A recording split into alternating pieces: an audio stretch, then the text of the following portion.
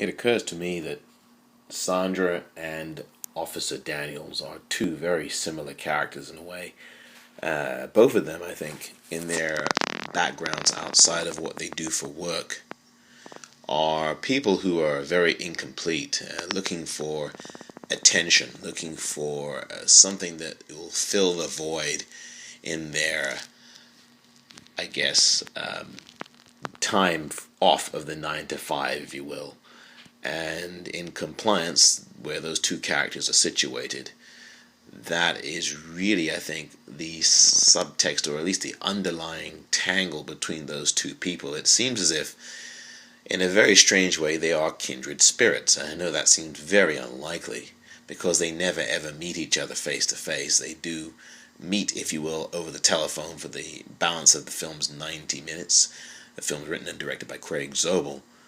But Sandra in this film, I think throughout this film, is a character. She's the manager of the Chick Witch restaurant in Ohio. That's where the film is situated, where the film's events take place.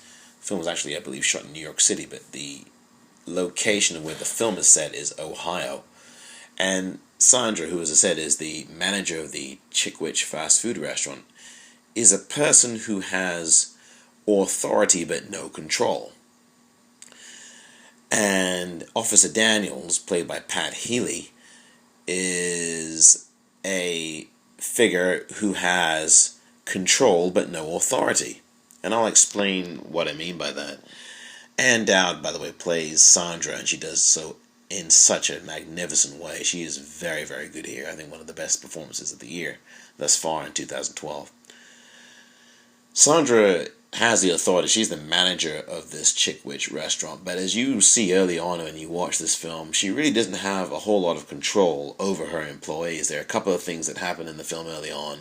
She gets castigated by somebody in the film early on about something that has happened in the film that puts the restaurant at a particular disadvantage for that particular day.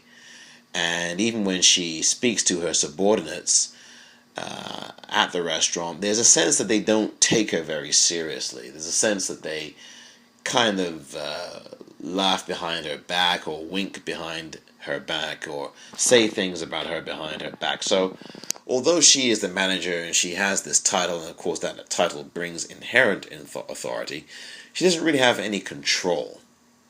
And as you will see later on in the film, there are things that happen around Sandra that compound that sense that she doesn't have any control at all. And even when she has this new lease on life, in a way, in a very perverse sense, when she crosses paths over the phone with this Officer Daniels character, she continues to have authority. In fact, it's super authority, because of course she believes that Officer Daniels is a police officer.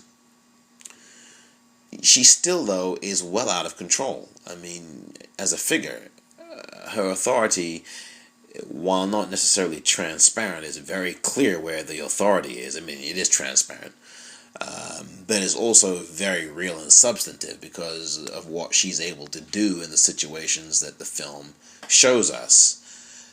But she still, even in that sense of her authority, is still well out of control. She doesn't have control over the situation at all, and she believes that she does, which is a real interesting aspect about what power does to people. And power is an aphrodisiac. I think that's very clear.